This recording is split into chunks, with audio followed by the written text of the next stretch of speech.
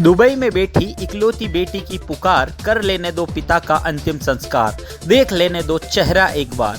यह दर्द भरी कहानी उदयपुर में पली बड़ी दीप्ति मेनन की है, जो अभी दुबई में है। दीप्ति मेनन के पिता की 13 मई को केरल में उपचार के दौरान मौत हो गई थी।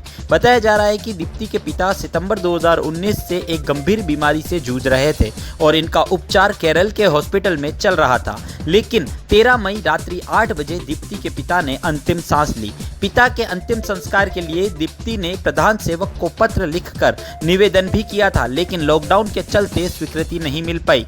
दीप्ति और इनका पूरा परिवार वर्षों से उदयपुर के सवीना हाउसिंग बोर्ड कॉलोनी में गिरजा व्यास पेट्रोल पंप के पास रहता है, लेकिन रिटायरमेंट के बाद माता पिता केरल आते जाते रहते थे और दीप्ति विवाह के बाद दुबई में शिक्षिका के पद पर चयनित हुई और तभी से दुबई में अपनी नौकरी कर रही है।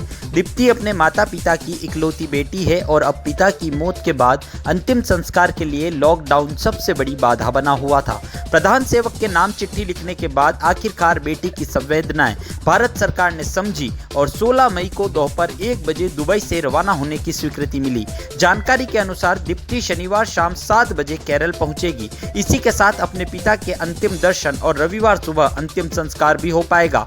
लॉकडाउन के कारण बेटी के दुबई में फंसे होने से 13 मई से 16 मई तक पिता का शव हॉस्पिटल की मोर्चरी में ही रखा गया। लेकिन अब भारत सरकार से स्वीकृति मिलने के बाद इकलौती बेटी अपने पिता के अंतिम दर्शन के साथ उनके अंतिम संस्कार की सभी रस्में भी निभा पाएगी।